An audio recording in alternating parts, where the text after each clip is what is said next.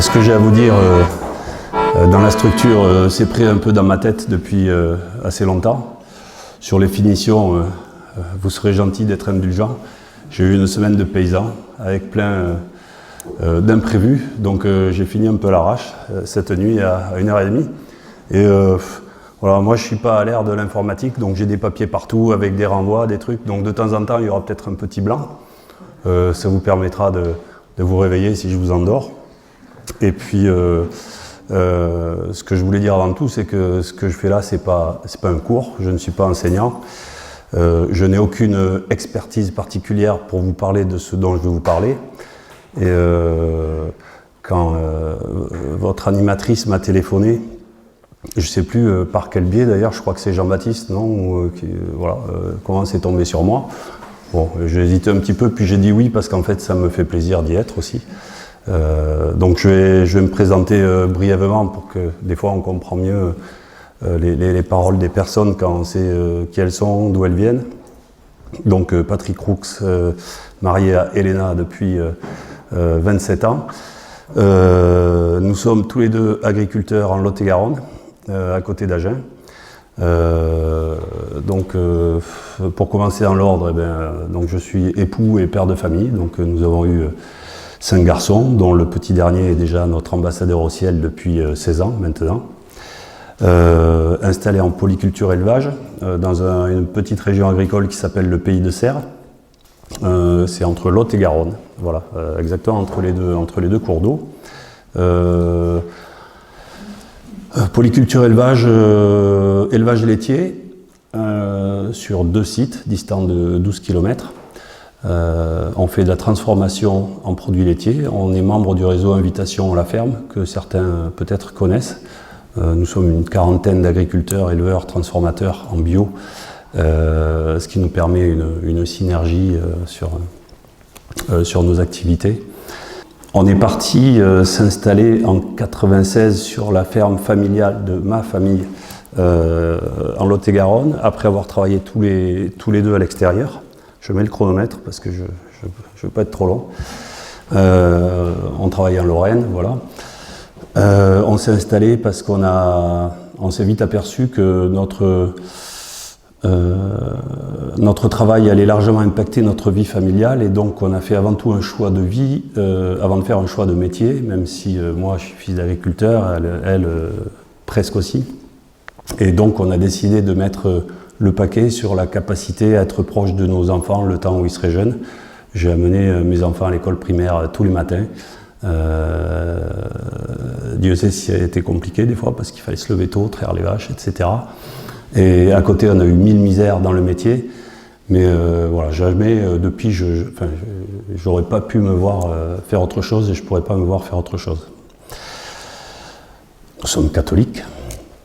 Nous avons découvert les Journées paysannes il y a 3-4 ans à Lourdes. On ne connaissait pas cette association. Depuis, on y vient assez assidûment.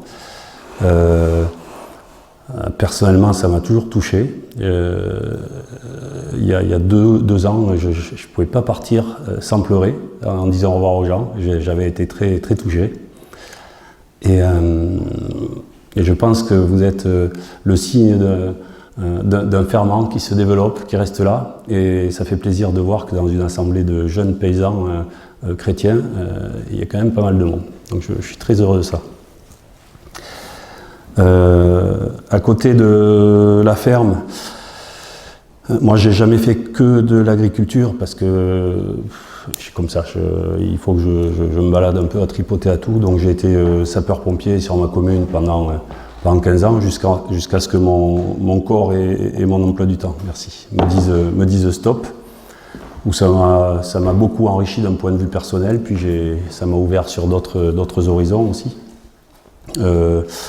J'étais administrateur de la coop avant de m'en aller parce que je ne voulais pas gérer une coopérative, ça ne m'intéressait pas. Et depuis, je suis conseiller municipal depuis, c'est mon 3e mandat là, et depuis 2 ans je suis maire suite à la démission de notre maire qui en avait marre. Donc j'étais premier adjoint, j'ai pris la suite en cours de mandat alors que ce n'était pas forcément prévu.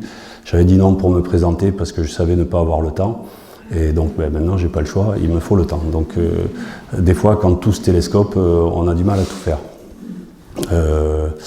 Par rapport au sujet de ce jour, ce que je dois préciser en plus, c'est que nous sommes irrigants depuis, sur la ferme, d'abord mon père et puis nous en suivant depuis 1989 ou 10. Que je suis président d'un syndicat de rivière qui est devenu un syndicat de bassin depuis 2014. Ça, c'est la suite logique de l'implication en conseil municipal, quoi. Bon, il y a des délégations à droite et à gauche, et puis j'avais eu un différend avec le président du syndicat de rivière qui se présentait pour gagner des ronds et récupérer sur le syndicat l'argent qu'il n'avait pas sur sa mairie parce qu'elle était trop petite, donc on s'était engueulé. Et je me suis présenté en face de lui le coup d'après et c'est moi qui ai gagné. Donc depuis, j'ai hérité du bébé. Voilà.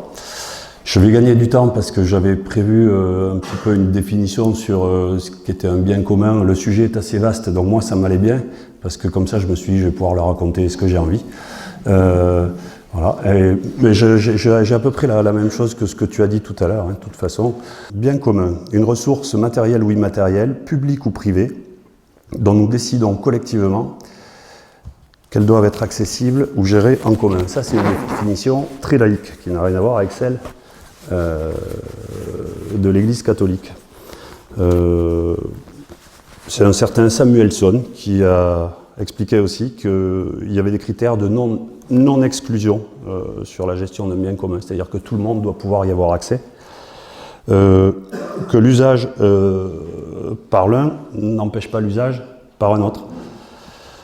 La définition de l'Église, Anne-Claire vous l'a donnée, donc j'y reviendrai pas. Je le rappelle, le bien commun, c'est l'ensemble des conditions sociales qui permettent tant au groupe qu'à chacun de leurs membres d'atteindre leur perfection d'une façon plus totale et plus aisée. C'est celle-là que j'ai retrouvée. Donc en gros, dans mon esprit, je différencie le bien commun de l'intérêt général. L'intérêt général, ça veut dire on est prêt à sacrifier l'intérêt de certains au profit de l'intérêt du plus grand nombre. Alors que le bien commun doit participer à l'amélioration de la qualité de vie ou à l'amélioration de ce qui est intéressant pour l'individu et aussi pour le collectif. Donc c'est pas tout à fait le même raisonnement. Et en sachant que d'un point de vue chrétien, il y a l'aspect de charité qui entre en ligne de compte. Pour pas vous noyer, parce que je vais partir un petit peu dans tous les sens, en gros je vais vous parler rapidos des cycles de l'eau et des différentes visions stratégiques sur son utilisation, son stockage, etc. Ensuite, je vais vous faire un petit point sur la gestion administrative de l'eau, parce que je ne vais pas aller dans le détail parce que c'est pénible, mais pour qu'on comprenne comment c'est articulé et ce qui en découle derrière. Je vais vous faire un petit point sur le projet que je mène à l'échelle de notre bassin, après avoir unifié 3 syndicats départementaux à cheval sur 3 parties de département. On a pu faire en sorte de créer un syndicat de bassin pour gérer des projets structurants, notamment sur la gestion de la ressource. Donc je vais vous expliquer un petit peu la démarche, comment je le vois moi, avec ma vision chrétienne, on va dire, et puis personnelle, parce que tout est forcément subjectif. D'ailleurs, il y a des choses que je vais dire et qui ne plairont pas à certains d'entre vous, mais ça c'est normal, et puis vous me le direz à la fin. Hein. Et puis après, je veux faire un petit point, une espèce de conclusion en disant le bien commun est-il la source des institutions et des réglementations actuelles par rapport à l'eau. Voilà. Donc les cycles de l'eau, il y a le petit cycle. Petit cycle de l'eau, l'eau brute qui est dans la nature, on la potabilise, on la stocke, on la distribue par des tuyaux qui fuient, on collecte les eaux usées, on la traite et on la rejette dans le milieu. Voilà. Ça c'est celui sur lequel l'humain intervient le plus. Le grand cycle de l'eau, ah oui ça me fait penser, le grand cycle de l'eau, j'ai oublié ma boîte à musique, mais en commençant la réunion, je voulais vous mettre la chanson d'un chanteur qui n'est pas du tout à la mode, c'est Michel Sardou. La pluie de Jules César est la même que celle qui m'a mouillé ce soir sur la rue de Courcelles. C'est un aller-retour, un instant d'infini. Rien n'est jamais fini. Voilà, donc le grand cycle de l'eau, c'est ça. Hein,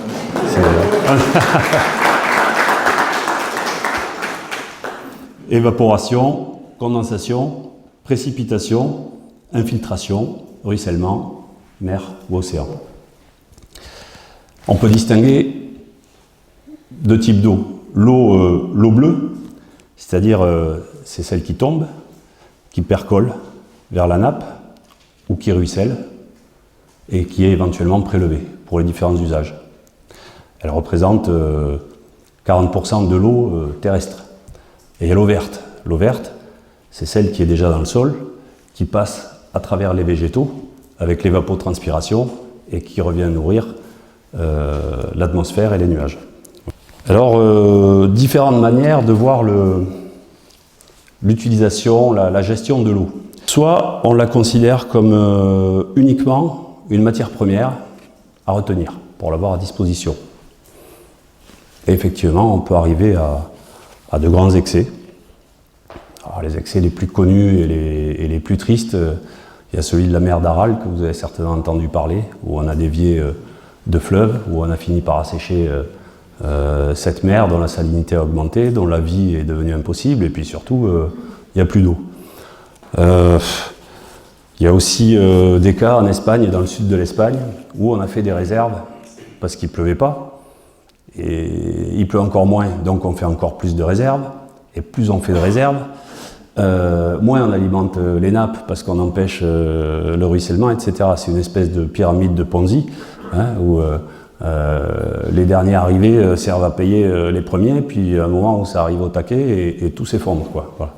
Donc ça, c'est pas forcément une bonne solution si on ne le voit que comme ça. Et c'est aussi une vision assez court-termiste. Alors évidemment, on a tous en tête le débat qu'il y a par rapport aux événements sur les bassines à Sainte-Soline, où on accuse en fait les promoteurs de ce genre de stockage d'avoir une vision uniquement court-termiste. Alors tout est toujours à nuancer, mais pour aller dans le sens de ceux qui critiquent du stockage qui a priori ne serait pas raisonné, ce qui n'est pas forcément le cas dans ce cas-là à mon avis, mais c'est que là, on est passé d'une agriculture jadis qui était vivrière, c'est-à-dire on cultivait pour se nourrir, et puis nourrir ceux qui étaient autour, et en général, pas loin. Hein. Je me rappelle de quelques phrases de la conférencière Marion Sigaud, je crois, aux dernières journées paysannes, qui nous expliquait la vie au XVIIIe siècle. Jusqu'avant, les seigneurs vivaient au milieu de leur population, et puis s'ils faisaient faim, ils avaient faim aussi. Jusqu'au moment où les bourgeois sont arrivés là, ils ont compris qu'on pouvait faire du blé avec le blé, et le blé est devenu une denrée marchande avant d'être une denrée alimentaire. Et ça a perverti tout le système, et ça a amené tous les problèmes, entre autres, qui ont conduit aussi à la Révolution. Donc l'agriculture n'est plus vivrière. Alors moi, je vous cite une anecdote qui m'avait marqué.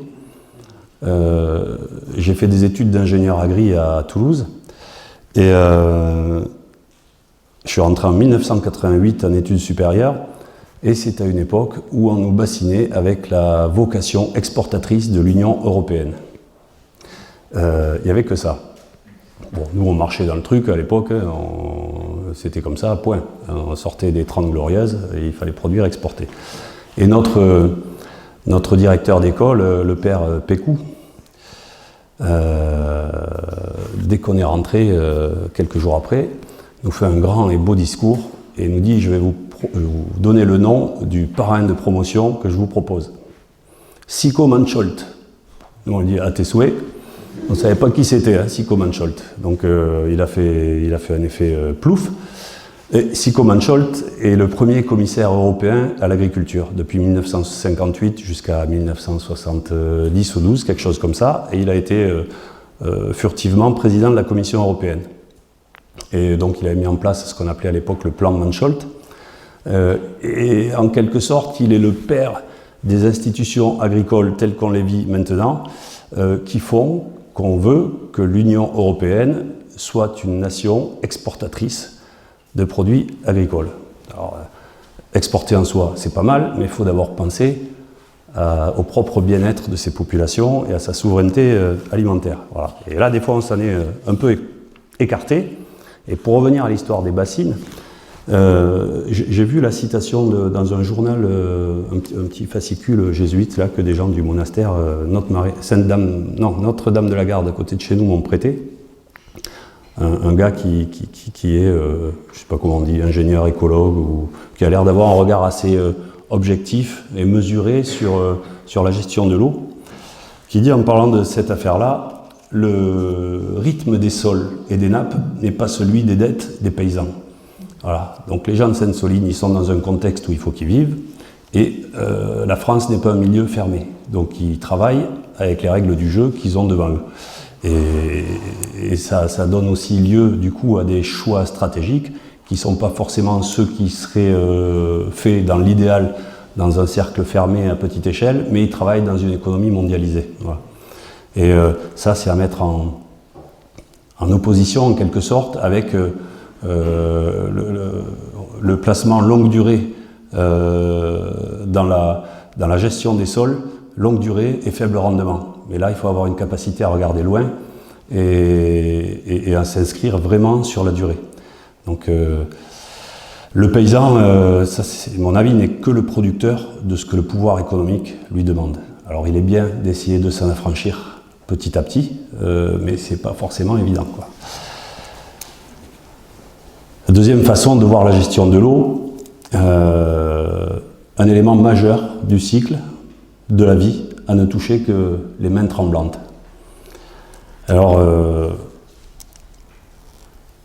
les mains tremblent tellement qu'avec les institutions que l'on a, il est devenu quasiment impossible de faire quoi que ce soit. Moi, je considère que toucher au cycle de l'eau, on peut le faire, parce qu'on n'a pas été mis sur Terre pour être passif, on a été mis sur Terre pour collaborer avec la nature, la dompter à la fois à notre avantage et à l'avantage de la création, ça ne veut pas dire la détruire ou la détériorer. Je me remémore en vous parlant une autre intervention des Journées paysannes où on avait expliqué qu'il était bon de réfuter le terme d'exploitant agricole. Si nous travaillons bien, nous n'exploitons pas. L'idée d'exploitation, c'est puiser dans une ressource qui ne se renouvelle pas, qui est finie et qu'on a détruit petit à petit. Donc moi, je ne me présente plus comme exploitant agricole, même si des fois ça m'échappe, mais comme agriculteur ou comme paysan. Voilà, ça, c'est pour la parenthèse. Les opposants à tout projet, qu'il soit bien étudié ou pas, en fait, ne veulent rien faire, ne veulent pas qu'on touche à la nature, en opposition à la création, comme tu le disais, Michel, tout à l'heure. Ils ne veulent pas qu'on touche à la nature. On ne peut pas la dompter. On est dans une forme de paganisme moderne, où la nature est devenue le maître, elle est devenue la déesse, et y toucher est devenu impensable sous prétexte de sacrilège. Donc c'est une position qui est extrêmement idéologique, même inconsciemment, pour pas mal de monde, quoi. On peut toucher à l'humain, hein, IVG, GPA, euthanasie. Certains d'entre vous pensent certainement qu'avec des vaccins en phase de test, on a aussi touché à l'humain, sans aucun principe de précaution. En revanche, la nature, on ne peut plus y toucher. C'est-à-dire qu'on a inversé l'ordre des choses. Je me rappelle avoir discuté, il y a quelques années, un mois de novembre, il faisait bien froid, avec des manifestants végans à Agen. Ils avaient planté un stand sur les 4 boulevards, au milieu de la ville. Il faisait -2 ou -3, ils étaient 4. Ils se les gelaient sous leur barnum. Et du coup, on avait organisé une contre-manifestation à 100 mètres d'eux. Pardon. Et on avait distribué du foie gras. On avait eu un succès fou. Et à la fin, quand même, je les voyais, ces gens-là, si je vais aller discuter avec eux. Parce que j'aime bien me provoquer, mais j'aime bien discuter aussi. Et donc, ces personnes m'expliquaient qu'on ne pouvait pas toucher aux animaux, qu'on ne pouvait pas faire... déjà, il ne fallait pas les manger, et d'une. Ensuite, fallait pas mettre de fourrure, fallait pas porter de chaussures en cuir. Je dis d'accord. Et ce que vous avez sur le dos là, c'est quoi? Un manteau, mais il vient d'où? Qui c'est qui l'a fait? C'est peut-être des petites mains en Thaïlande ou je sais pas où qui ont travaillé là, et vous avez vérifié ça? Ah non. Bon, la discussion se poursuit. Et puis avant de partir, je lâche comme ça, alors que c'était pas du tout dans la discussion. Je dis l'IVG, qu'est-ce que vous en pensez? L'IVG c'est un droit acquis, il faut pas y toucher, l'IVG c'est normal. Je dis réfléchissez à la cohérence de ce que vous défendez. Voilà. Donc on est vraiment dans une posture où l'humain est passé au second plan. Pardon. Donc je pense que nous avons des priorités à redéfinir politiquement, où il faut arbitrer entre écologie, rentabilité immédiate, rentabilité économique, je veux dire, souveraineté alimentaire et aménagement du territoire. La vraie question, c'est peut-on privatiser une ressource naturelle dont tout le monde a besoin pour vivre? Alors, l'eau est un cas particulier, évidemment. Mais des ressources, on en privatise tous les jours. Pour prendre des exemples larges, quand vous voyez des familles où il y a 4 ou 5 téléphones portables, y compris des enfants de 6 ans, où les professionnels souvent ont un mobile perso et puis un professionnel, on privatise des ressources finies qu'on va chercher dans les mines, des métaux rares, on privatise le travail d'enfants bien souvent plus esclaves que travailleurs. Quand on a des serveurs qui permettent de faire fonctionner tous nos systèmes informatiques, au nom du tout numérique, on privatise un peu plus l'uranium des Africains, hein, c'est de circonstance, pour enrichir des dirigeants corrompus, qui plus est. On privatise facilement la misère d'autrui. Quand vous avez des chauffeurs Uber qui sont payés au lance-pierre et qui dorment dans leur bagnole, des livreurs de pizza qui roulent plein pot, qui grillent les feux rouges, qui n'ont pas de lumière sur leur vélo, voilà. On privatise le travail et la dignité de travailleurs clandestins, donc, dont on est en train de faire l'apologie pour des questions économiques.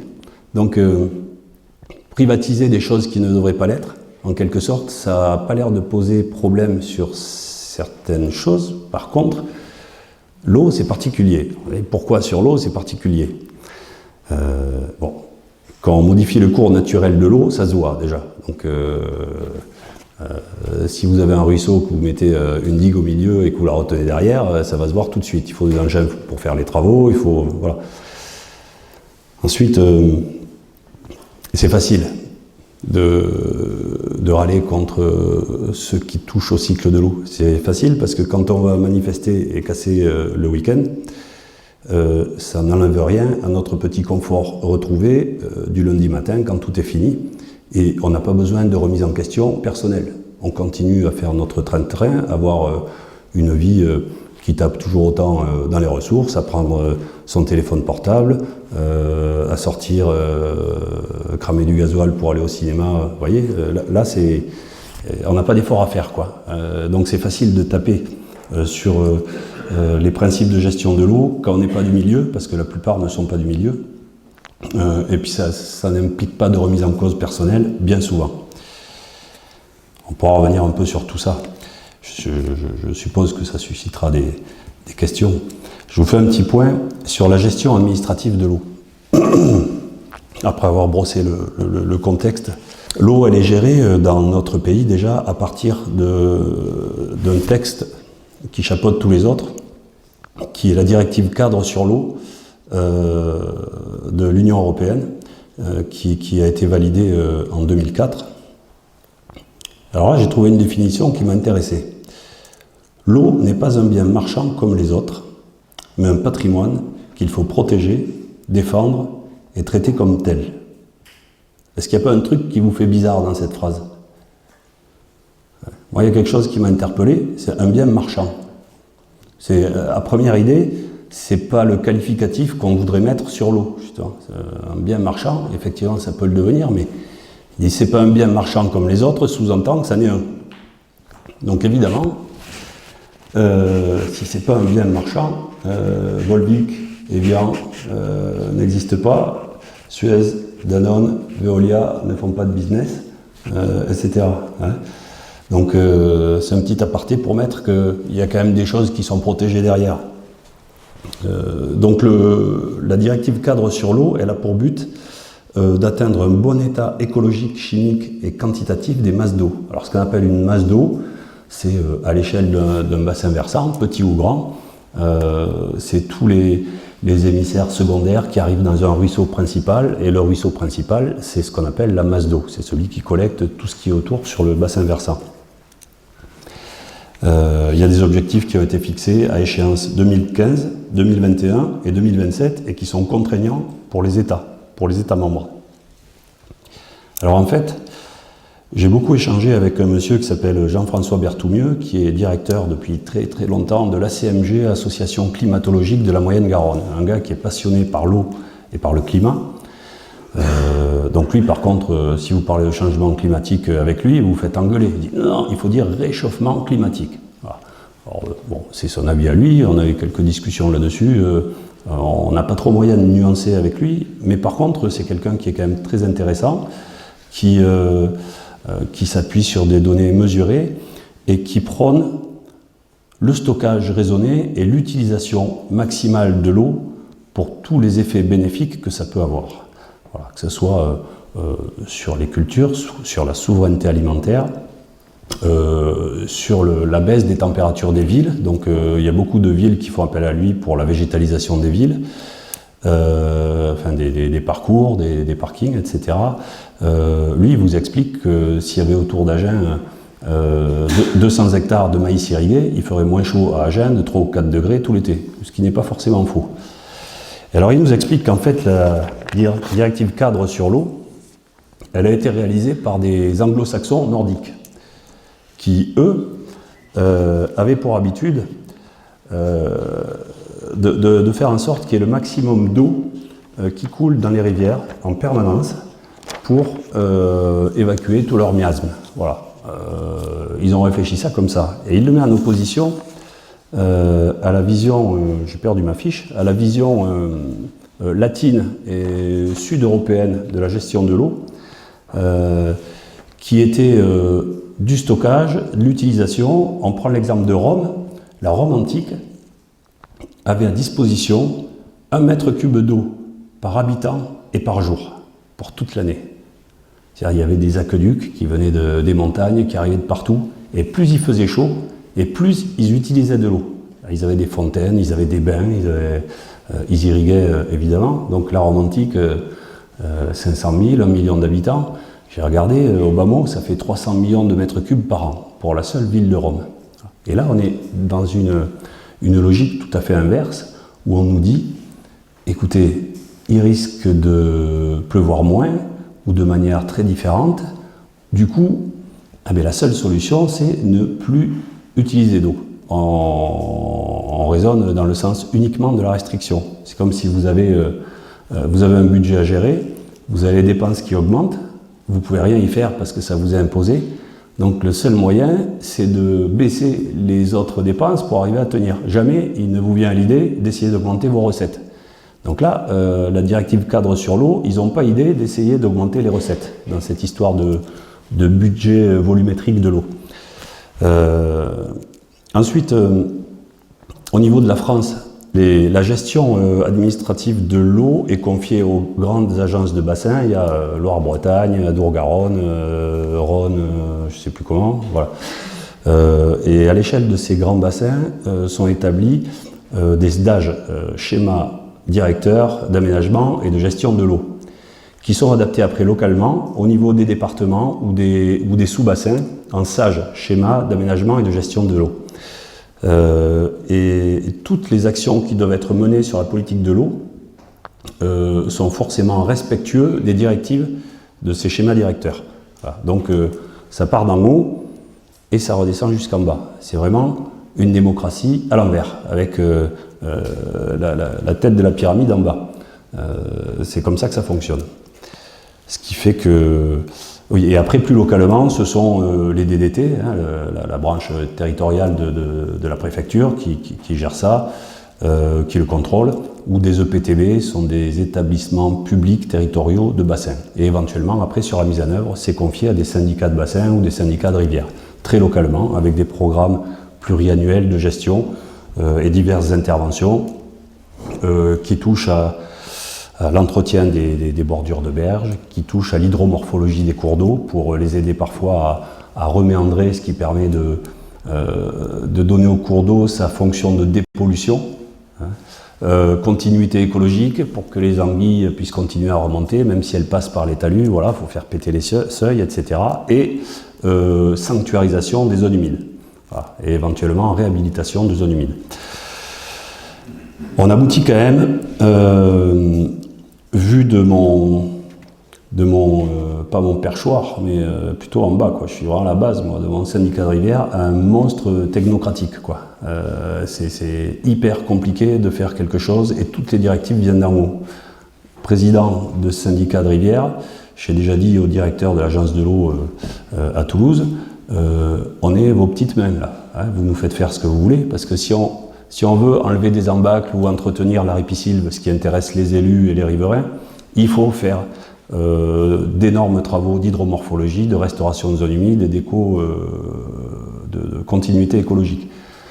Donc, je leur dis voilà, on travaille pour vous, vous vous servez de nous, et à chaque fois que nous, on a un programme qui nous intéresse, si tout n'est pas détaillé à la virgule, et si ça ne correspond pas exactement au diagnostic qui a été fait quelques années auparavant sur les zones à traiter en priorité pour couper des arbres, etc., ils ne veulent pas nous les financer. Donc je lui ai dit, écoutez, monsieur le directeur, le jour où vous ne voulez plus me payer parce que pour des raisons de virgule qui ne sont pas à leur place, vous allez vous faire voir avec vos mesures d'hydromorphologie et de continuité écologique.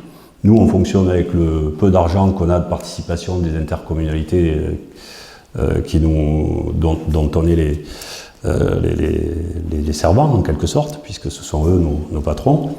Et puis, on se débrouille tout seul pour faire ce qui nous plaît, le reste, on n'aura plus besoin de vous. Donc ça, c'est quand même un discours qui leur parle. Ils ne sont pas habitués d'avoir une espèce de chantage par rapport à ça, mais qui est pour moi justifié. Donc ils comprennent, mais il faut leur parler fort. Donc j'étais à l'initiative du lancement de... Je change de paragraphe là, donc vous avez vu comment c'est organisé un petit peu. Projet local, PTGE. On a lancé un projet de territoire et de gestion des eaux. Alors là, c'est très concret. C'est à l'échelle de notre petit bassin versant qui s'appelle le bassin des Séounes. Ma ferme s'appelle le GAEC de la Séoune d'ailleurs. Donc il y a la petite Séoune et il y a la Séoune qui se rejoignent et qui vont se jeter dans la Garonne un petit peu plus loin. Démarche qui vise à impliquer les usagers de l'eau d'un territoire dans un projet global. Besoins humains, agriculture, industrie, navigation, pêche, milieu, etc. En vue de faciliter la préservation et la gestion de la ressource en eau. Donc en gros, c'est un projet qui dure 3 ans. C'est beaucoup de réunions. On met autour de la table des agriculteurs, des irrigants, des syndicats d'eau potable, les DDT, les agences de l'eau évidemment, des représentants des collectivités, des associations environnementales, des associations de consommateurs. Et là, quand on se retrouve autour de la table en réunion officielle, c'est un peu le bon, la brute et le truand, quoi. Tout le monde se regarde, on ne sait pas qui va tirer en premier, et puis quand il y en a un qui dégaine, ouais, vous les écolos, vous nous emmerdez, c'est pareil dans l'autre sens, et alors après c'est fini, quoi. Donc le travail, c'est d'arriver à tempérer tout ça, de quelque avis qu'on soit, pour faire en sorte que les gens arrivent à se parler, et le but des études qui sont faites dans un PTGE, c'est d'arriver à s'appuyer sur des études concrètes. La première, c'est de prendre l'avis de tout le monde, de tous les membres du comité de pilotage, pour que chacun donne sa position et son avis sur la gestion de l'eau et l'avenir qu'on lui imagine. Ce qui fait qu'on a déjà un état des lieux clair et détaillé de ce que chaque partie veut faire. Ensuite, on a une étude plus large sur les besoins agricoles, parce que chez nous, c'est essentiellement agricole, il n'y a pas d'industrie, donc le premier utilisateur d'eau, hormis la consommation humaine, c'est l'agriculture, de manière à ce que les arguments qui en sortent soient mesurables. Donc je pense que si on va plus loin, je vais faire appel à un groupement d'intérêt public, dans lequel il y a l'agence de l'eau, l'État et je ne sais plus qui, Donc c'est assez peu contestable, qui vont utiliser des modèles de l'INRAE qui ne sont pas contestables non plus. Pour expliquer, si on fait déjà quels sont les besoins, comment imagine-t-on les besoins dans 10 ans ou dans 20 ans? Est-ce que vous avez assez d'eau? Avec l'eau que vous avez, s'il fait plus chaud ou s'il fait plus sec, est-ce que vous allez pouvoir maintenir et au prix de combien de mètres cubes de stockage supplémentaire? Et si, par exemple, on bouleverse notre façon de travailler, qu'on fait ce que les environnementalistes veulent faire, et ils ont que ça à la bouche, c'est il faut changer de modèle agricole. On change de modèle agricole, on va stocker plus de matière organique dans les sols, ce qui est bien, de toute façon. Voilà ce que vous allez gagner comme eau supplémentaire.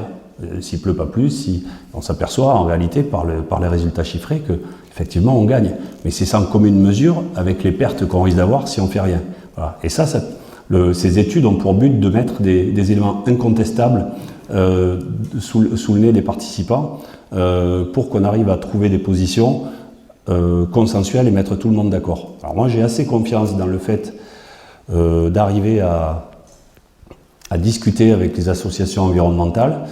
On peut stocker de l'eau en étant respectueux du milieu, puisqu'en général le stockage en vue d'irrigation se couple avec du lâcher d'eau pour l'étiage, donc en saison de basse eau, et on peut se débrouiller pour récupérer la flotte qui sort du lac ni complètement en haut ni complètement en bas, donc on a de l'eau qui est un peu entre les deux, qui n'est pas désoxygénée et qui n'est pas chaude, et ça convient à peu près à tout le monde.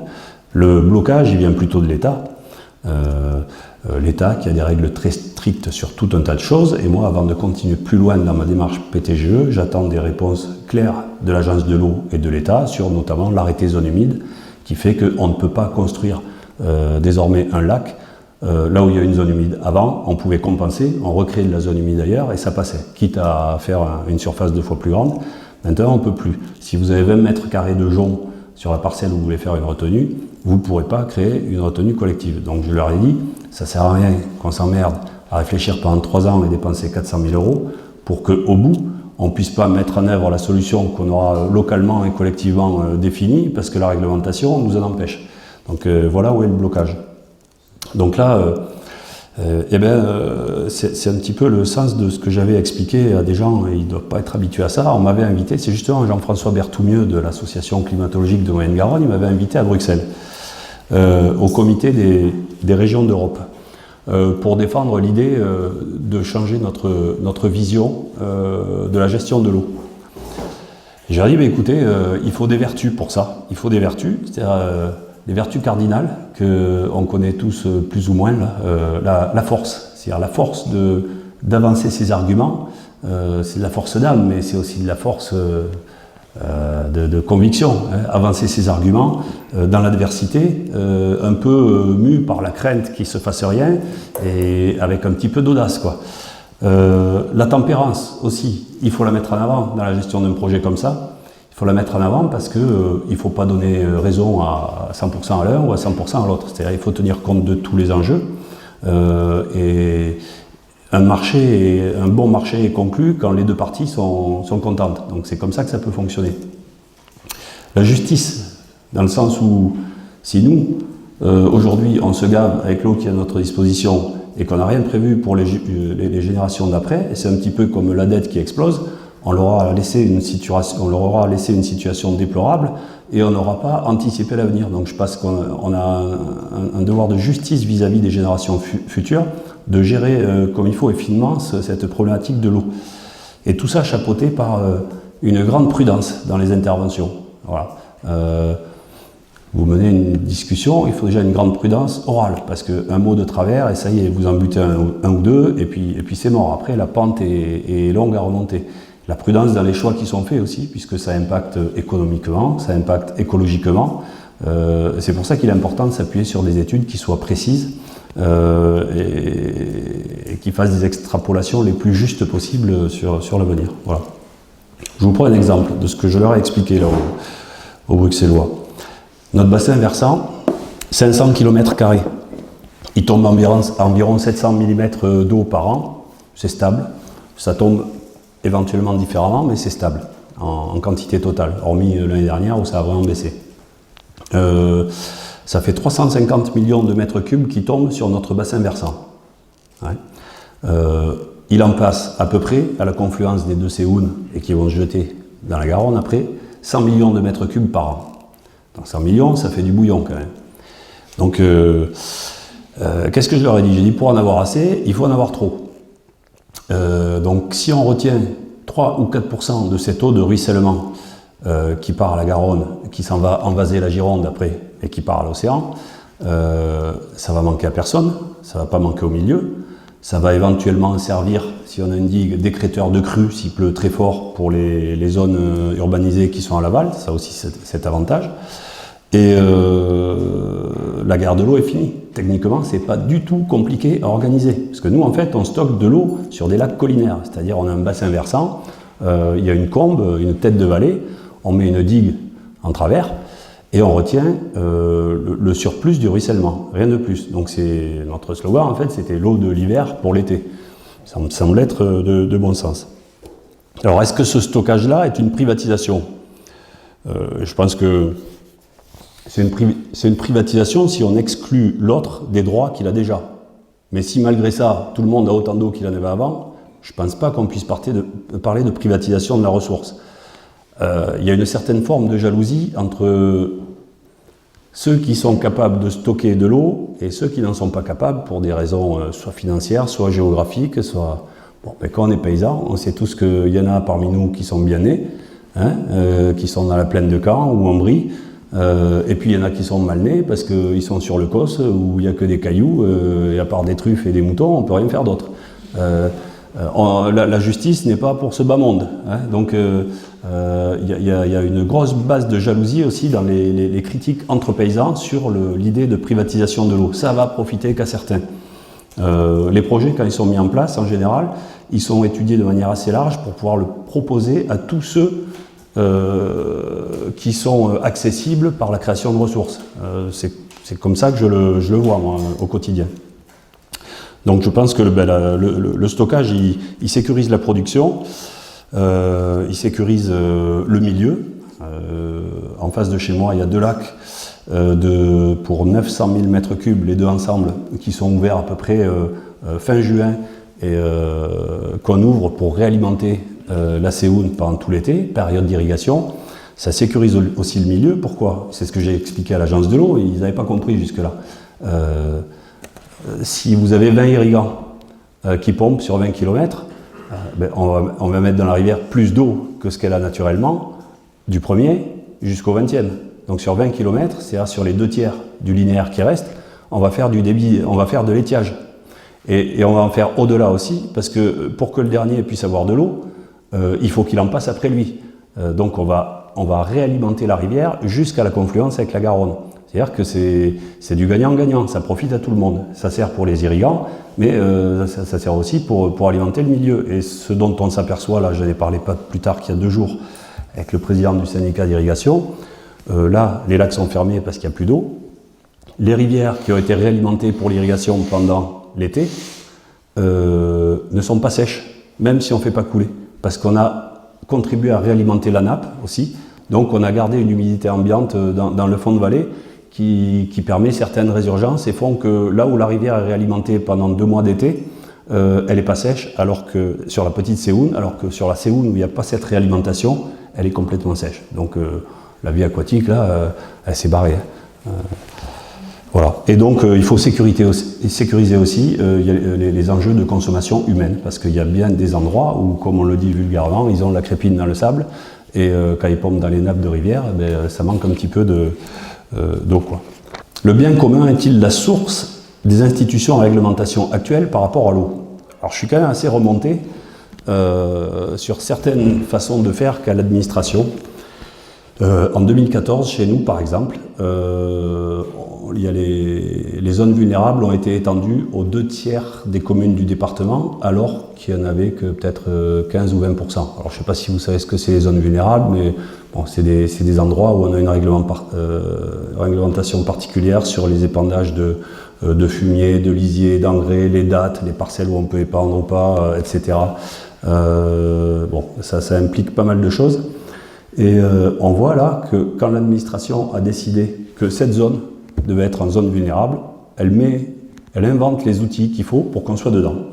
On est passé d'un seuil toléré auparavant de 40 mg par litre de nitrate dans les eaux de ruissellement de surface, en gros dans les rivières. D'un coup, ils nous ont sorti 18. 18, personne ne sait d'où ça sort. Hein. Dans l'administration, personne ne sait qui a inventé ça. Moi, j'ai compris d'où ça venait. Quand je suis allé voir le directeur de l'agence Adour-Garonne à Toulouse, il m'a craché le morceau. C'est un mec de l'agence de l'eau Adour-Garonne de Toulouse, qui est à la retraite maintenant. Mais il ne sait pas, lui, directeur, d'où il a sorti ce truc. Hein. Donc, on est passé de 40 à 18 arbitrairement, complètement. Donc déjà, ça aide à changer la cartographie. Ensuite, pour être au-dessous de 18, on fait comment? On fait des mesures, 10, 12 mesures par an. On mesure le taux de nitrate à 7 km en aval de chez nous. La moyenne arithmétique donnait 11 mg par litre. Donc on était au-dessous des 18, on peut se dire, ça va très bien.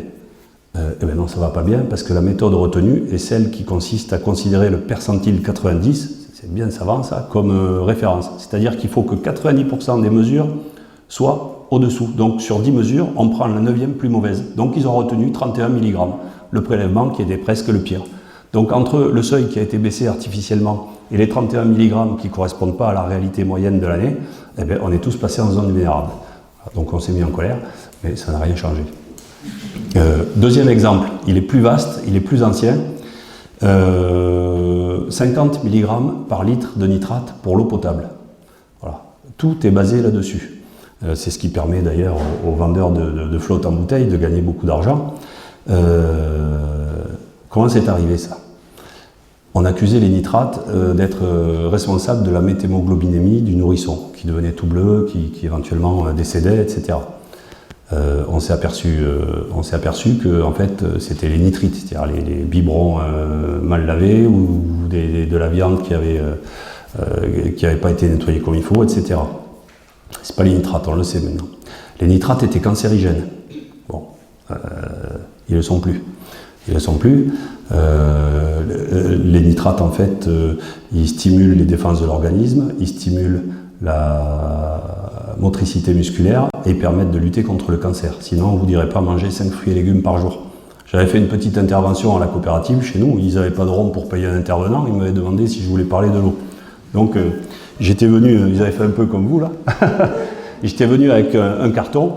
J'ai dit, je transporte ça avec précaution, c'est quelque chose de dangereux, je vous le montrerai à la fin. Et à la fin, j'avais ouvert mon carton, j'avais des grandes feuilles d'épinards toutes vertes, là, comme ça. J'ai dit, les épinards, 3 grammes de nitrate par litre de jus d'épinards. Poison violent, faites attention. Hein, voilà.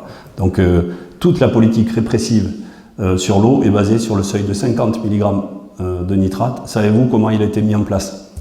Ils ont fait les tests sur des rats. On fait les tests sur des animaux de laboratoire pour savoir si c'est dangereux ou pas. Ils leur ont fait bouffer ou boire de l'eau chargée à 5000 mg, donc 5 grammes de nitrate par litre, pendant longtemps. Hein. Et là, on cherche à voir la DL50, c'est-à-dire la dose létale pour 50% de la population. Aucun rat n'est mort. Je me dis, bon, ben, ça veut dire que 5000 c'est bon, on va passer aux normes humaines, on retient 50. Et bien voilà, c'est arrivé comme ça. Donc, vous voyez comment on se base sur des données qui sont validées par tout le monde depuis belle lurette, mais qui ne sont jamais remises en question et qui servent après à faire une espèce d'effet cliqué pour resserrer toujours un peu plus les normes autour de l'eau. J'ai un autre exemple sur la qualité des eaux.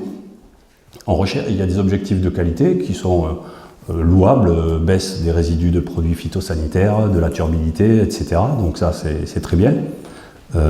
Par contre, j'ai jamais vu de politique visant à diminuer, par exemple,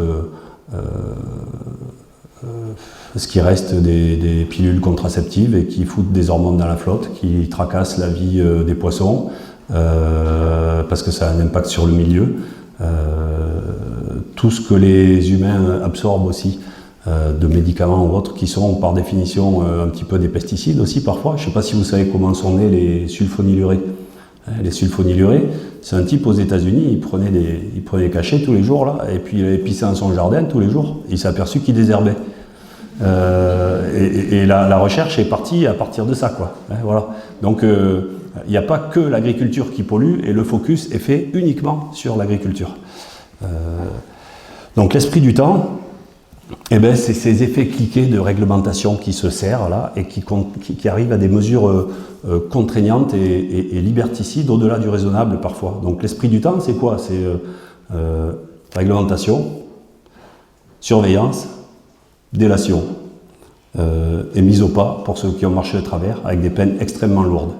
Si vous faites une erreur sur un volume de pompage dans la rivière, eh ben vous partez chez le procureur de la République, vous pouvez prendre 2 ou 3 000 euros d'amende et éventuellement, si vous n'êtes pas d'accord et qu'il y a quelques manifs, de la prison avec sursis. Il y a des choses plus graves que ça qui sont moins punies. Quand je parle de délation, ce que j'ai vu à Bruxelles quand j'y suis allé, c'est des gens de je ne sais plus quel pays, des Anglais je crois, qui nous expliquaient qu'il fallait que les citoyens soient en mesure de faire eux-mêmes leur propre vérification sur le milieu, avec des kits d'analyse tout prêts pour aller klaxonner si jamais il y a des résultats qui n'étaient pas bons. Donc ça va quand même très loin, et quand ça vient de Bruxelles, on peut se faire du souci parce que voilà, ça irrigue du haut vers le bas. Donc ce qui est pensé et amené par des techniciens, pas par des politiques, par des administratifs qui bossent pour des lobbies, ça finit toujours par descendre. Donc, pour élargir un peu, je dirais que la politique de l'eau, c'est un petit peu un micro-labo totalitaire contre les paysans. Ça ne veut pas dire qu'il faut faire n'importe quoi pour... on est tous conscients qu'on n'est pas là pour polluer notre environnement, mais la pression est mise beaucoup plus sur nous par rapport à ça qu'à d'autres professions pour autre chose, quoi. Le PTGE dont je vous parlais tout à l'heure, le projet de territoire, c'était avant, ça a été créé en 2014, comme un espace de discussion et de démocratie locale pour choisir localement ce qu'on veut faire. La réalité, c'est que maintenant, la doctrine du ministère de l'Environnement, c'est ça doit servir à baisser les prélèvements. Point. Même Moscovici, qui est président de la Cour des comptes, l'a dit. De quoi il s'occupe? Avant, la Cour des comptes, ils émettaient des avis sensés sur la gestion des comptes publics et personne ne les suivait jamais. Là, il nous explique qu'il faut dégager 10 ou 15% du cheptel et qu'il faut baisser les prélèvements d'eau. Tout le monde en parle pendant 8 jours. Donc vous voyez que l'esprit du temps, il est là. Deuxième exemple un peu plus large que la politique de l'eau, la PAC, qui nous concerne tous. La PAC est une espèce de... Alors c'est mon analyse perso, vous pouvez ne pas être d'accord, mais de deuxième laboratoire totalitaire de ce qui nous attend dans la société. Là, c'est contre les paysans, c'est-à-dire tu respectes, tu réduis, tu touches à rien. Qu'est-ce qui se passe?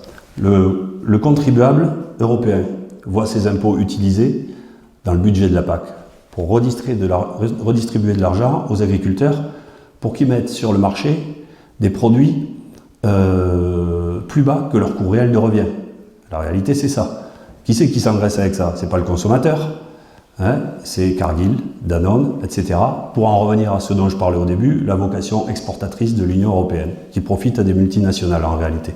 Donc, on pompe le contribuable et schématiquement, on le met dans la poche des grandes sociétés. Il y a une espèce de connivence entre le grand capitalisme et l'excès de réglementation. C'est comme ça que je l'analyse. Pardon? Excusez-moi, je ne vois pas comment vous faites le lien de l'enrichissement de Danone avec la PAC. Ben en fait, pourquoi on a besoin de... Je répondrai qu'à cette question, puis on reviendra sur les questions un petit peu après. Pourquoi on a besoin de compensation de la PAC? Parce que si elles n'arrivent pas, tous les comptes de résultats des gens qui produisent du lait, de la viande ou des céréales sont négatifs, ou à peu près, je schématise. Donc, pour qu'on puisse continuer à produire à pas cher, il faut qu'on nous compense et qu'on nous file des ronds. Et ce produit pas cher, qui est-ce qui nous l'achète? C'est les gens qui transforment et qui font du commerce derrière. Voilà, c'était juste ça l'idée. Troisième point, regardez la société tout entière, comment elle évolue. C'est une société de mensonges et d'hypocrisie quand même un petit peu. Voilà, on parle beaucoup sur les choses superficielles et assez inintéressantes souvent. On est dans une espèce de tyrannie woke, climatique parfois, sur ceux qui vont trop loin. On n'a pas le droit de dire quoi que ce soit. Numérique, c'est-à-dire si vous ne passez plus par le numérique, vous n'existez plus. C'est ce qui se passe dans nos territoires lointains. Ce qui fait qu'en fait, les conséquences des choix qui sont faits localement, même s'ils sont légaux, n'ont plus aucun poids face à l'écologie militante, mais qui n'est pas de l'écologie, qui est de l'anarchie en fait. 3 exemples vite fait, Sivens dans le Tarn, Caussade en Lot-et-Garonne, Sainte-Soline, tout ça a été validé par tout le monde. Sivens était validé par tous les acteurs du territoire, tous bords politiques confondus. Ça a été arrêté politiquement par Ségolène Royal pour des raisons électoralistes. Ça a d'ailleurs donné lieu à un décès par derrière, et depuis ça n'a pas bougé. Le lac de Caussade dans Lot-et-Garonne, 1 million de mètres cubes pour la réalimentation, 10 ans d'études, on a sauvegardé les espèces, on a déplacé ce qu'il fallait.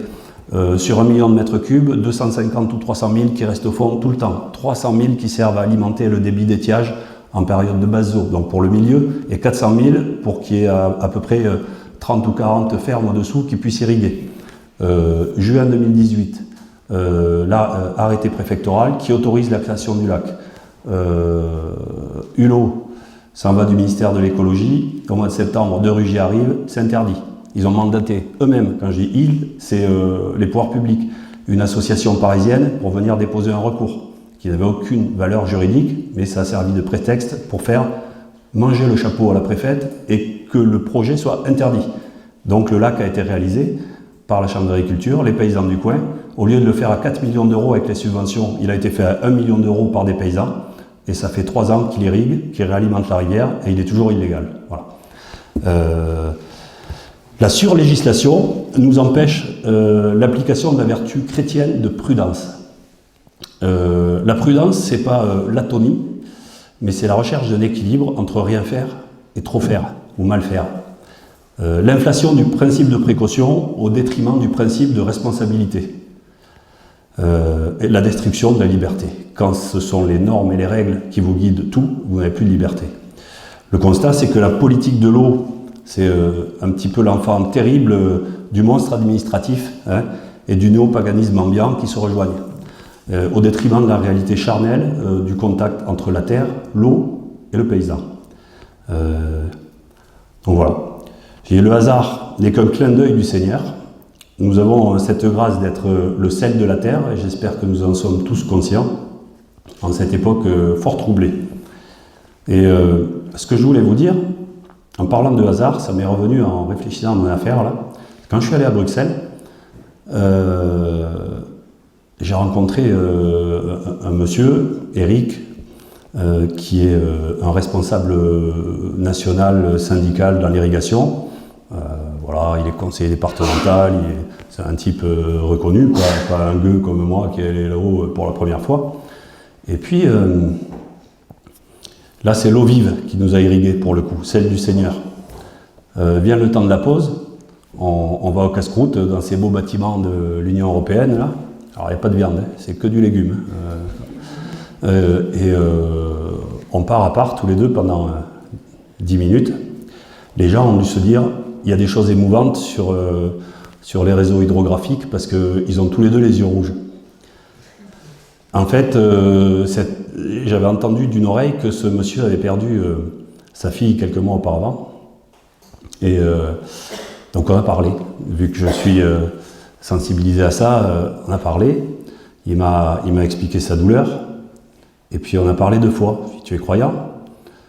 Et oui, ouais, oui, non, je sais pas trop. En gros, je lui ai dit, écoute, si tu veux savoir qui est Jésus, ne regarde pas le comportement de ceux qui se prétendent chrétiens. Tu rentres dans une église, tu le pries, et lui seul sait quand et comment il viendra te chercher. Parce qu'il vient nous chercher dans la souffrance. Il m'a remercié, je lui ai dit je prierai pour toi, et je l'ai rappelé la semaine dernière pour une question technique liée à la politique de l'eau. Je lui ai dit salut Eric, c'est Patrick Roux, on s'est vu là-haut. Ah oui, comment ça va? On fait aller.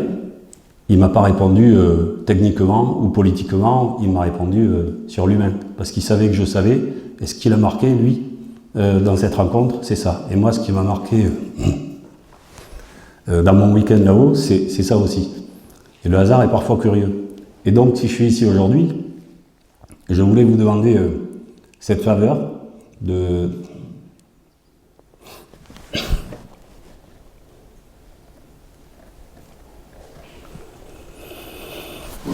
le porter dans vos intentions pour soulager sa souffrance, celle de son épouse, et pour sa conversion.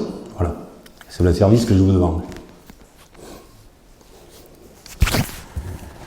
Et quand on ne sait pas tout faire, je vais vous citer une citation de quelqu'un qui est profane par rapport à la religion, c'était tout à fait chrétien. L'eau, on a tous notre solution, mais c'est une dame qui s'appelle Corinne Pelluchot, et elle a dit pour pouvoir atteindre l'espérance, il faut abandonner l'obsession de la maîtrise. C'est comme ça aussi qu'il faut qu'on travaille, je pense. Voilà, j'ai été un peu long, je suis désolé, je vous remercie. Voilà.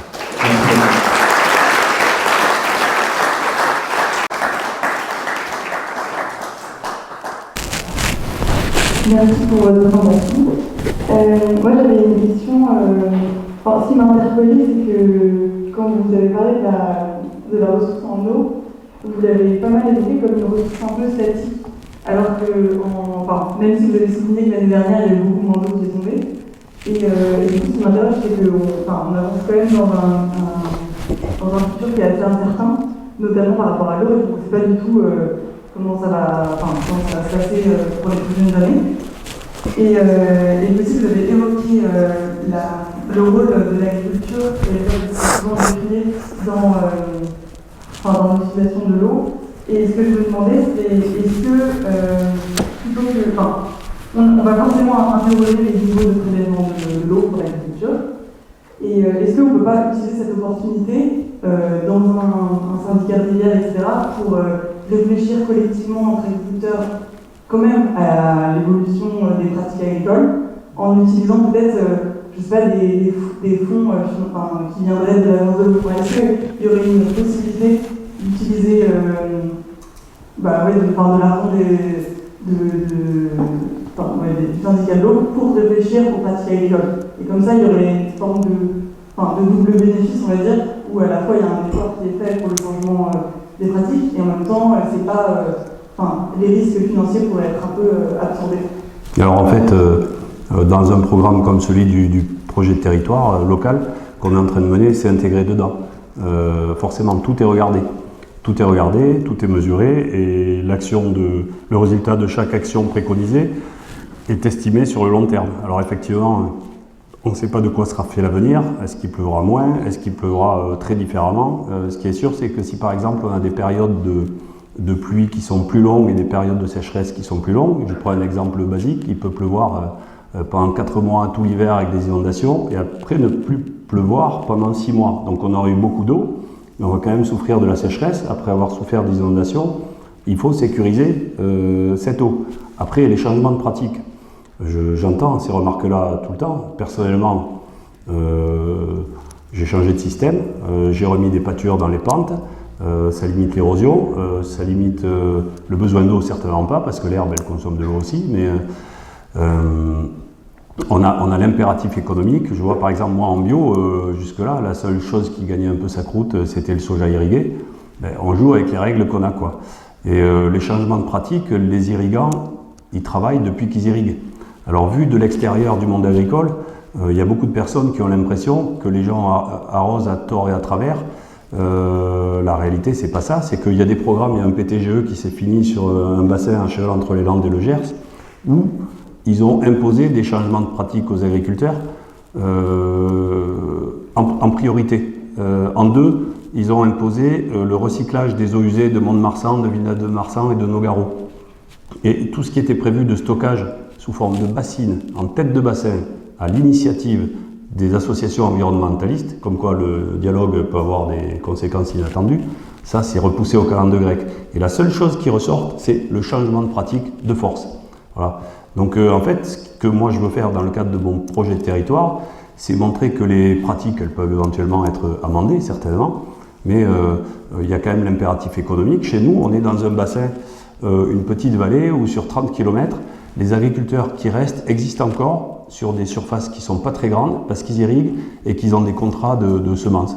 Donc c'est l'agriculture d'exportation dont on parlait tout à l'heure, mais pour le moment c'est celle-là qui fait vivre nos fermes. Donc la révolution ne peut pas se faire sur les changements de pratiques, c'est une prise de conscience qui doit arriver petit à petit, et changer les pratiques ne va pas inventer de l'eau quand il n'y en aura pas. Et même si on a un peu plus de réserve hydrique dans le sol, forcément ça rend service, mais on ne peut pas se contenter que de ça. Voilà, c'est ma réponse de paysan, hein, pas d'expert en hydrologie.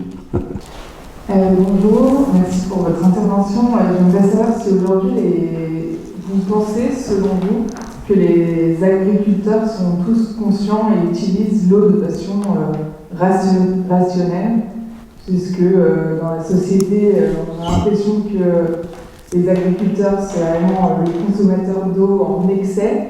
Ça, c'est un peu l'image qu'on nous donne. Et donc, du coup, de votre point de vue, est-ce que en fait, les agriculteurs sont sensibles à ce sujet et utilisent de façon tout à fait rationnelle leur eau pour leur exploitation, pas exploitation. Ah oui, c'est pas grave. Donc moi j'ai fini de mettre au point mon petit blabla là à 1h30 du matin cette nuit, parce que j'ai dû relancer un peu l'irrigation il y a 2 jours, parce que j'ai semé une prairie.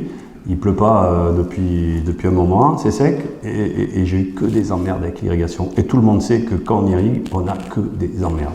Donc irriguer, c'est un plaisir pour personne déjà. Premièrement. Deuxièmement, c'est un coût. Et ça a explosé en plus avec les coûts de l'énergie l'année dernière. Donc il y a des cultures qui économiquement ne justifient plus l'irrigation et qu'on va remplacer par des cultures en sec qui ont des rentabilités bien moindres. Et troisième point, sur tous les irrigants de métier, je veux dire, ceux qui irriguent régulièrement, fortement, ils ont forcément réfléchi à ça depuis un moment. Les chambres d'agriculture sont quand même globalement en appui, ou les CETA sur les sondes tensiométriques. Il y a des bilans et des messages chaque semaine sur l'évapotranspiration, les besoins en eau. Et en général, les irrigants mettent tous moins d'eau que ce qui est préconisé techniquement. Donc il peut y avoir des exceptions, évidemment, mais je pense qu'à 95%, les gens qui irriguent bien et sainement. Voilà. Après, le choix du modèle agricole, c'est autre chose. Mais individuellement, les comportements, je pense, sont assez vertueux. Merci déjà pour votre témoignage. Moi, j'ai une question plus sur la gouvernance, parce que je participe à des instances dont vous avez parlé, alors plutôt sur pour le monde des entreprises agroalimentaires. J'ai vu que vous aviez l'air de comprendre des choses.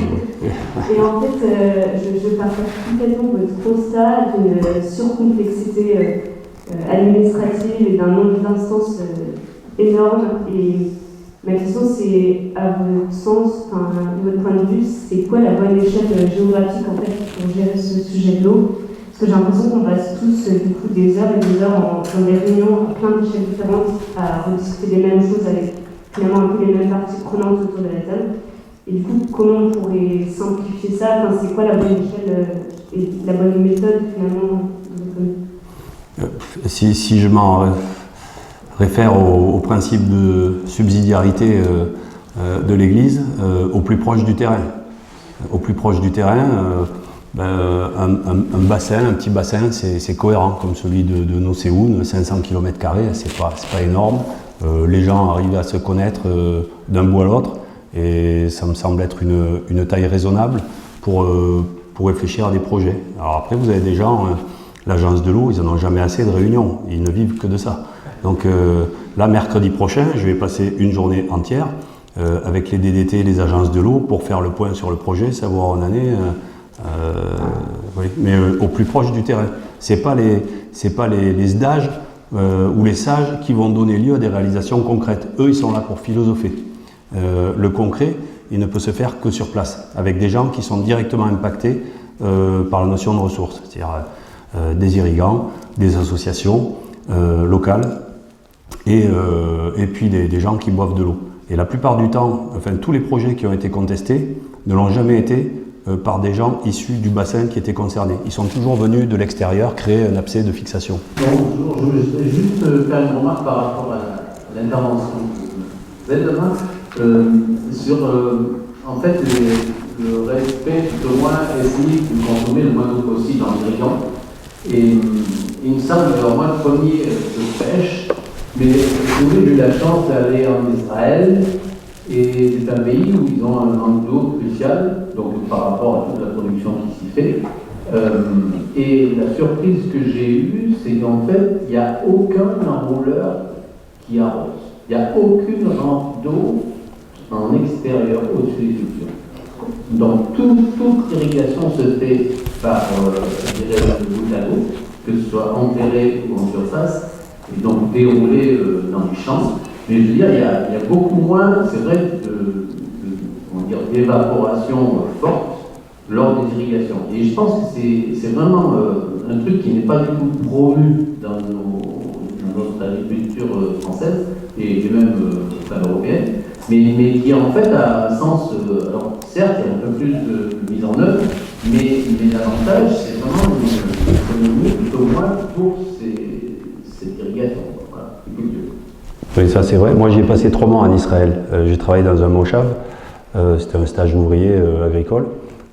Alors ils ont quand même beaucoup de cultures genre verger qui sont naturellement plus propices à l'irrigation au goutte à goutte, etc. Et pour ce qui est de l'irrigation par aspersion, bon, si vous arrosez du maïs, il y a quelque chose qui est passé, c'est un exemple, le maïs, du soja ou n'importe quoi d'autre, qui est passé sous silence l'année dernière parce que ça n'allait pas dans l'air du temps. C'est que l'idée qu'on a, c'est qu'en irriguant en pleine journée, on fait une grosse déperdition par évaporation, donc il faudrait tous arroser la nuit. Le problème, c'est que si on arrose que la nuit, il faut doubler, déjà il faut travailler la nuit, parce que les emmerdements vont arriver la nuit. Il faut doubler tous les équipements, c'est-à-dire la taille des pompes, le nombre d'enrouleurs, parce qu'on aura 2 fois moins de temps pour irriguer. Et il y a un scientifique sérieux, alors je ne vous donnerai pas les sources parce que ça m'a échappé, qui a mesuré qu'en fait, quand on irriguait en pleine journée, effectivement il y avait de l'évaporation, mais que l'évapotranspiration de la plante était diminuée d'autant. Et donc en fait la déperdition nette était de l'ordre de 2 à 3%. Et ça tempère quand même pas mal la mauvaise image que peut avoir l'irrigation par aspersion en pleine journée et en pleine chaleur. C'est ce qu'il a dit, j'ai pas vérifié, j'en suis pas capable. Moi j'avais une question personnelle. Face à toutes les instances administratives auxquelles tu te cognes, est-ce que c'est pas, pour le paysan que tu es, est-ce que c'est pas un peu désespérant? Et toi tu te ressources là-dessus, et comment tu trouves la foi, et est-ce que tu as confiance? Alors, je vais te dire qu'en fait, je n'ai pas la certitude d'aboutir sur le projet. Je n'ai pas non plus la volonté d'aboutir à tout prix si au comité syndical l'avancement des projets nous est dicté de l'extérieur. Et ce que je fais pour me ressourcer, c'est qu'en fait depuis quelques années, je ne vais plus à aucune réunion sans prier auparavant 3 Je vous salue Marie, Notre-Dame du Bon Conseil. Priez pour moi, priez pour nous, mon Saint-Ange gardien, et ceux des gens que j'aurai en face.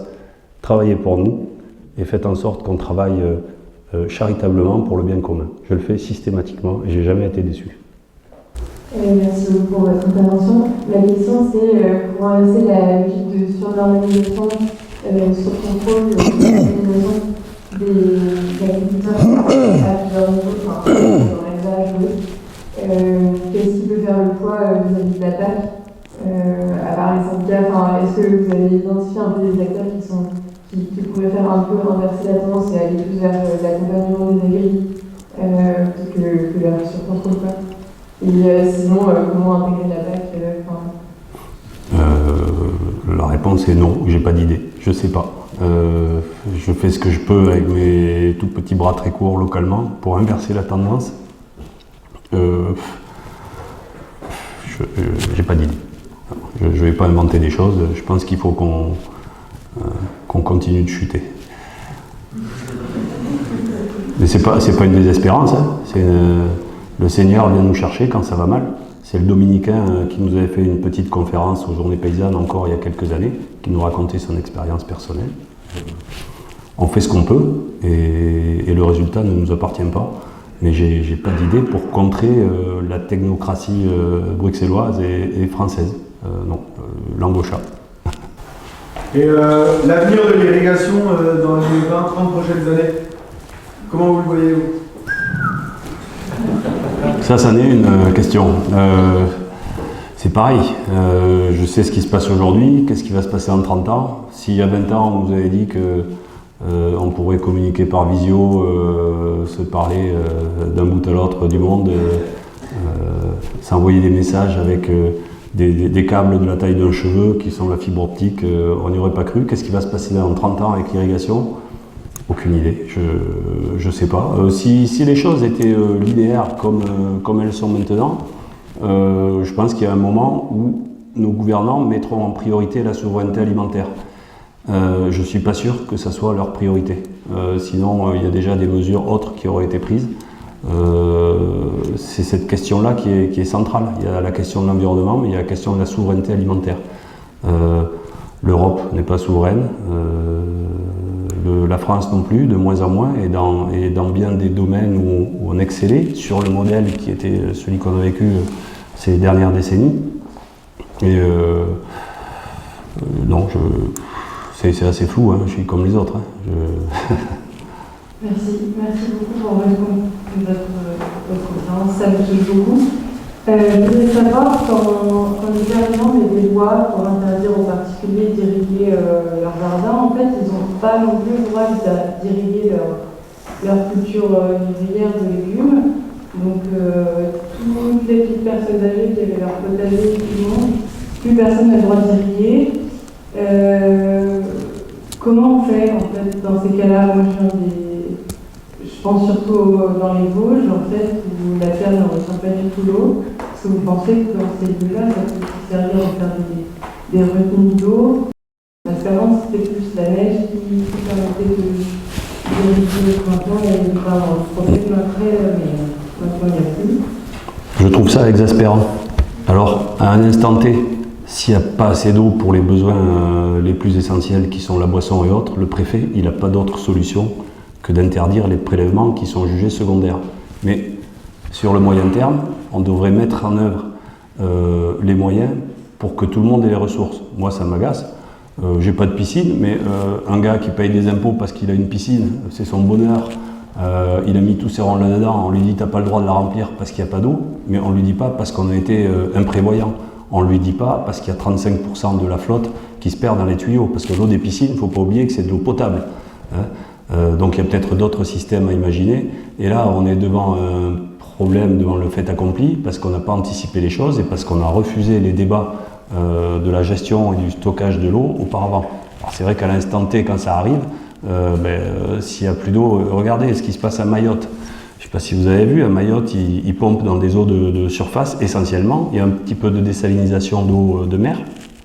Et il y a deux retenues sur l'île de surface qui sont quasiment vides. Ils n'ont plus de flotte. Bon, mais c'est quand même un beau modèle d'imprévoyance, quoi. Les gens, ils boivent de l'eau du robinet dégueulasse, elle sort marron. C'est à peu près honteux pour un pays qui se dit civilisé dans un département français, fût-il de l'autre côté de la Terre. Vous parlez du pouvoir de l'unité nationale. Qu'est-ce que vous conseilleriez à Danone, par exemple, alors pas Danone Volvic et Lyon, mais Danone producteur, côté lait. Qu'est-ce que vous leur conseilleriez pour accompagner leurs producteurs sur cette thématique de gestion de l'eau, en partant du principe qu'on est une multinationale qui est suffisamment proche de ces agriculteurs pour les aider? Ça aussi, vous m'économisez pas. Hein. La plupart des producteurs de lait sont quand même situés dans des zones où, pour le moment, on n'est pas sur des cultures très irriguées. Bon, quand on est en Normandie ou en Bretagne, jusque-là, on arrive encore à peu près à faire pâturer les vaches pendant un moment. Les gens qui sont à la tête des grandes entreprises, je les blâme pas. Ils travaillent avec les règles du jeu qu'on leur donne. Ils sont pas là pour être altruistes, ils sont là pour gagner des ronds. Ils rendent compte à des actionnaires, donc c'est la politique qui doit influencer tout ça. Il ne faut pas compter sur des prises de conscience individuelles de personnes ou des entreprises. Il faut que la politique prenne conscience du fait qu'on doit participer collectivement à ça. Moi, si j'étais Danone, je ferais comme eux, honnêtement, je pense. Vous avez évoqué plusieurs fois les gros problèmes de fuite d'eau dans les canalisations. À l'heure actuelle, est-ce que ça ne serait pas, est-ce que c'est facile à réparer ou pas du tout? Est-ce qu'il y a un plan? Techniquement, c'est très facile, c'est géré par des syndicats d'eau potable qui sont à l'échelle d'un département entier ou de moins. Des fois, il y a des départements qui ont plusieurs syndicats d'eau potable. Je ne sais pas comment c'est dans les grandes agglomérations mais dans nos zones intermédiaires, c'est comme ça que ça fonctionne. Les canalisations ont souvent 60 ou 70 ans et on ne sait même plus où elles sont. Donc c'est au fur et à mesure qu'il y a une fuite, on téléphone et tiens là il y a une fuite. Il y a des endroits, il y a 50% de l'eau potabilisée qui fout le camp. Alors on dit qu'elle est perdue. Non, c'est le travail de potabilisation qui est perdu. L'eau elle n'est pas perdue, hein. Elle est dans le milieu et puis voilà. C'est une perte économique et c'est éventuellement une perte en ressources qu'on n'a plus assez d'eau potable pour alimenter pour l'essentiel. Techniquement c'est facile à faire. Après il y a la question finance. Les syndicats d'eau potable ils sont là pour gérer la distribution. Comme Enedis est là pour gérer la distribution de l'électricité. Les délégataires de services, après, sont des sociétés comme la SOR ou Veolia qui gèrent la distribution, donc qui utilisent les tuyaux. C'est eux qui doivent réparer les fuites et tout. Donc il y a souvent une guerre entre la grosse boîte Veolia qui gère la distribution, qui doit réparer les fuites, et puis le syndicat qui est financé par les collectivités et qui n'a pas forcément les ronds de tout changer à la fois. Ça coûte très cher et donc ça se fait que petit à petit, mais c'est sur le principe c'est assez honteux qu'il y ait autant de pertes. Parce que quand vous dites c'est très facile, concrètement il faut amener une pelleteuse et retirer tout et mettre un nouveau tuyau. On ne retire rien du tout, on ne sait pas où ils sont, on raccorde à un endroit, on fait une tranchée et on enterre des tuyaux. Voilà. Enfin on ne sait pas où ils sont, j'exagère, mais on ne sort pas les anciens dans ces cas-là, ça c'est clair. Merci pour votre intervention. Moi, je voulais simplement savoir, par rapport aux politiques publiques de gestion de l'eau, j'ai l'impression qu'elles s'adaptent toutes au petit cycle de l'eau et que ça fait voir les prélèvements agricoles sous un filtre. Qu'est-ce que vous en pensez? Oui, c'est vrai. La vision globale, comme celle dont je parlais tout à l'heure, à l'échelle d'un bassin versant, quand je leur ai expliqué ça là-haut, ça leur était jamais venu à l'idée. Même au président des irrigants de France, ah ouais, t'as pas tort. Il y a 40% ou 30% de l'eau qui s'en va en ruissellement. Il suffit de faire les calculs et de dire si on en gardait un petit pourcentage, ça serait mieux. Et si le niveau de la rivière il est à 95 cm au lieu de 2 mètres en période où ça coule, ça ne va pas beaucoup impacter le milieu. En revanche, ça va impacter favorablement notre capacité de résilience. Donc il y a un prisme réducteur de ce côté-là, oui, qui vise à être relativement accusateur par rapport aux usages agricoles, effectivement. Est-ce que votre engagement ces dernières années, peu à peu dans le paysage politique et les différentes associations, vous a permis de peut-être diaboliser l'image de l'agriculteur auprès du commun, ou bien est-ce qu'il y avait ce désir de faire ce travail-là? Est-ce que vous avez l'occasion d'établir un dialogue avec autrui et du coup pouvoir travailler de manière moins sectionnée, c'est-à-dire les agriculteurs et puis les autres, que ce soit les associations ou les corps de métier? Moi, si je me suis engagé sur le syndicat de rivière, à la base, c'était pour éviter que ça soit géré par des gens qui ne sont pas au contact direct des rivières, justement. Donc les agriculteurs sont quand même, en général, les riverains des cours d'eau. Ils payent les impôts jusqu'au milieu, c'est eux qui sont censés entretenir les bordures. Ensuite, je ne suis pas du style à fermer la porte, au contraire, à ceux qui pensent à l'opposé de nous. Je suis allé voir l'ancienne candidate NUP, écologiste, de la Circo d'à côté pour parler avec elle. Pas plus tard qu'avant-hier, j'ai eu un échange de textos avec un conseiller départemental qui est nouveau responsable Europe Écologie Les Verts, qui est assez bien luné, et je pense qu'avec lui, on pourra discuter et s'entendre. Le blocage, c'est pas forcément les associations, c'est l'État. C'est ce que je disais tout à l'heure, quoi. Et quand on sort de la vision réductrice que le public a de l'irrigation agricole ou de l'utilisation de l'eau agricole, qu'on explique aux gens comment on fonctionne, on va faire des visites de fermes pour expliquer comment on travaille et tout. Les gens disent, ouais, en fait, oui, vous n'avez pas tort. Si en plus on leur explique qu'on peut avoir un apport bénéfique pour le milieu, il n'y a pas de raison que ça passe mal. Je suis assez confiant là-dessus. Le dialogue a de grandes vertus.